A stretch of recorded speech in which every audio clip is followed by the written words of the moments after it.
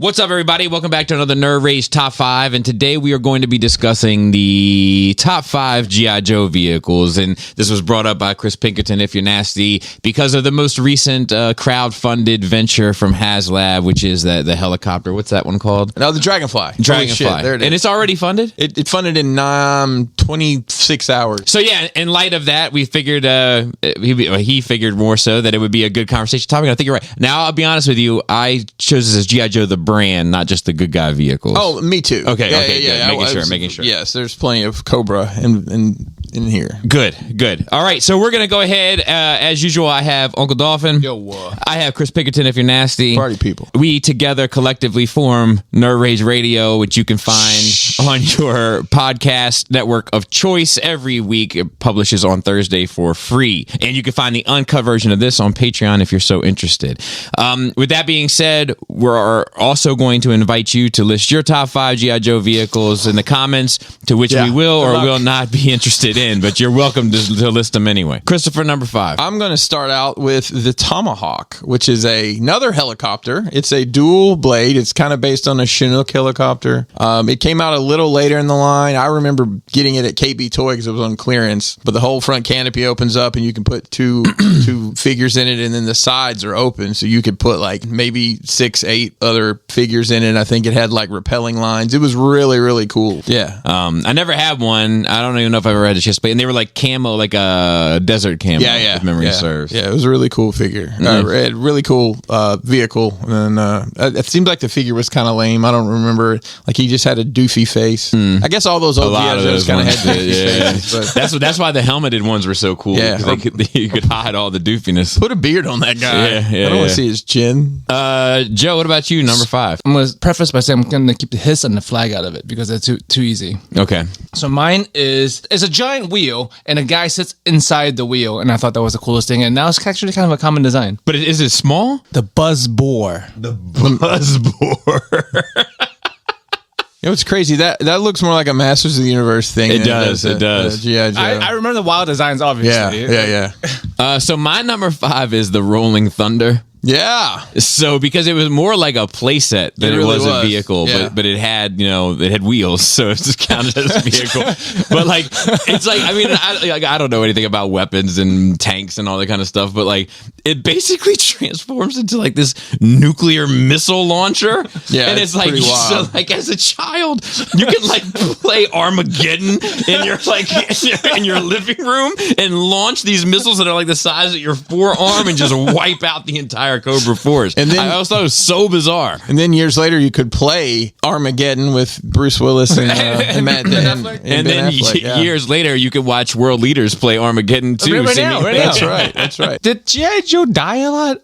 I feel like no, just the bats. But the way hopefully if helicopters crash. Well, listen, I don't know if you noticed, but in the cartoon, whenever there was a helicopter crash, somehow people were parachuting out. They have ejection seats in the up through the blades. Yeah.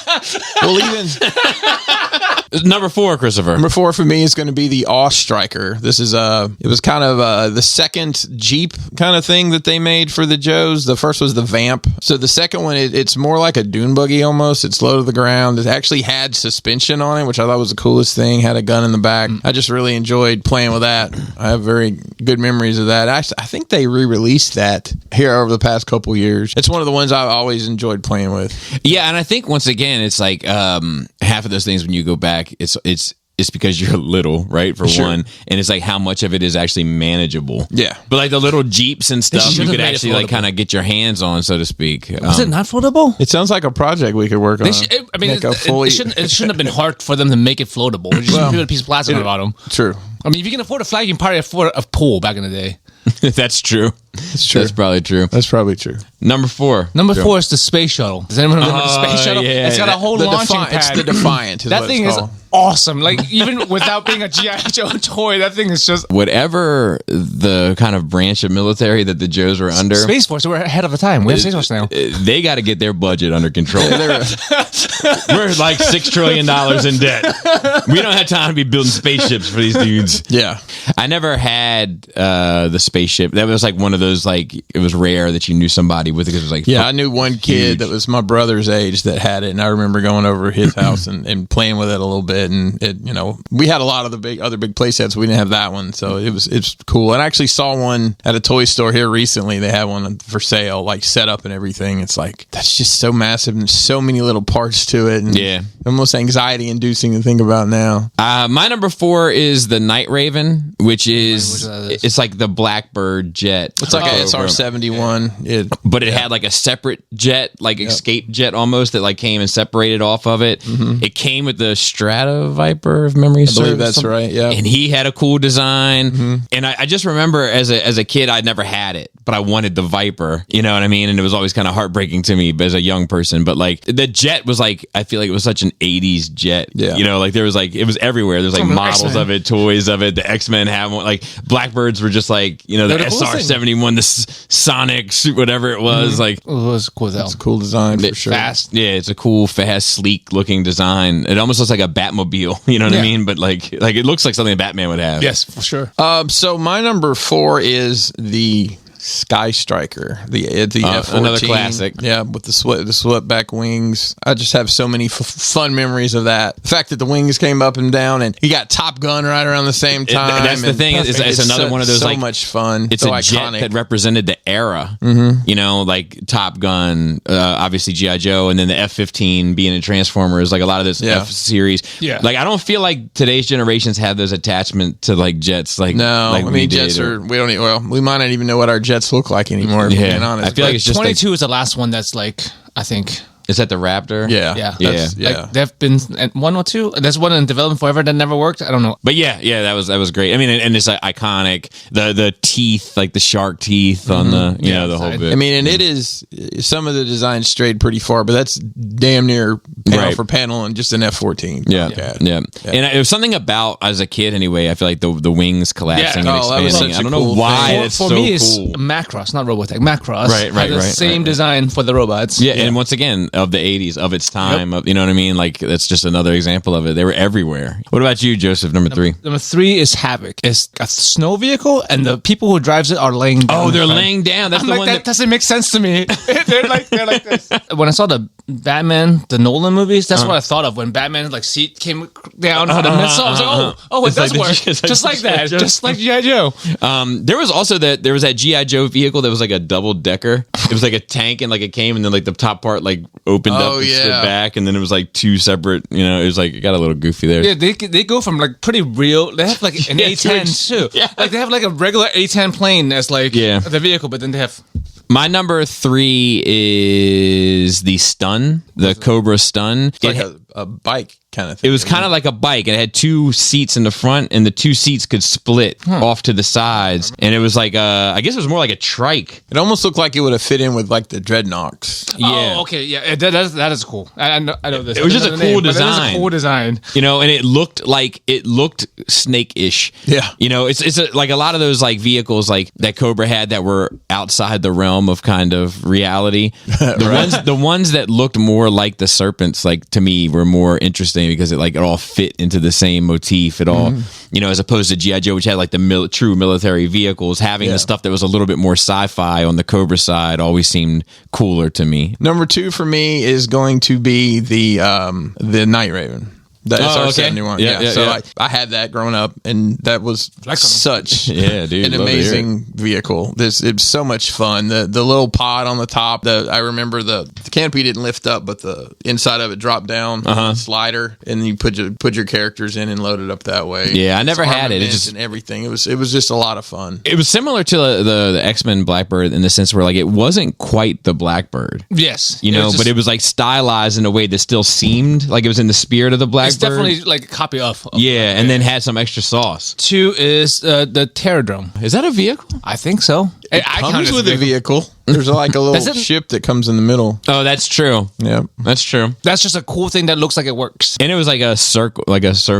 You Yeah, know, it was like an actual like fire base that would actually makes sense. My number 2 is the Rattler, the A10, Yeah. and I think it's just because I just find the A10 in general to be just such an intimidating vehicle.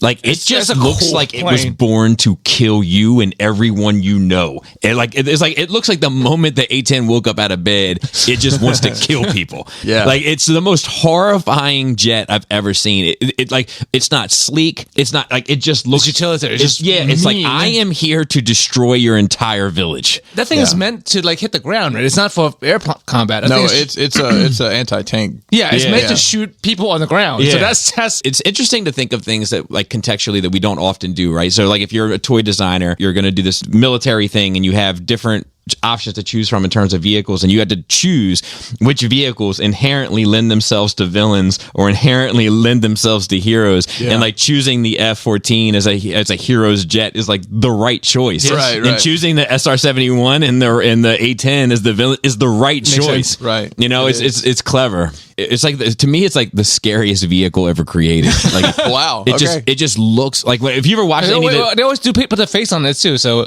that doesn't help. footage of that thing just like Yeah, coming just in. mowing It's just like things God, down. Like there's no. So it's like it's like the great white shark of jets. There's just like no getting out of its way. Number 1. Number 1 for me is the OG original Cobra Hiss tank. You were talking about playability, and it seemed huge obviously when we were kids, but it's a nice little compact. There's not you've got a canopy to put your Hiss driver in, which I love the design of the Hiss driver with the red kind of padded out get up with the blue chest plate. Has a turret, and then there's foot pegs on the back. People can ride on the back. And then I remember very clearly as a child, if you turn the turret sideways, you could pull it up, and then you could actually like hide stuff in there, like figures or whatever. Right. It had an intimidating presence because it's so forward leaning and slanting, and it's also dangerous. But the fact that the classified brought out a Hiss tank, it's obviously an updated, more modern version, but I think it still keeps that aggressive, 100%, that aggressive aesthetic. That And it has a very, I feel like, a German influence, with the shape of the wheels or the tank treads, rather. Number 1, Joe. Number 1 is the General. It's just a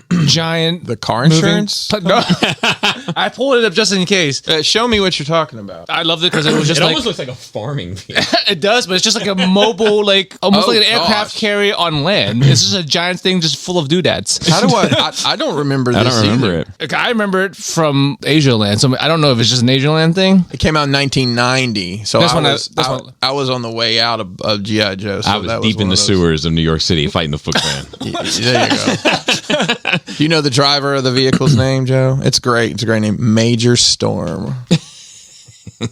If you guys remembered it back in the day, you probably would have thought this was cool too. Oh, yeah.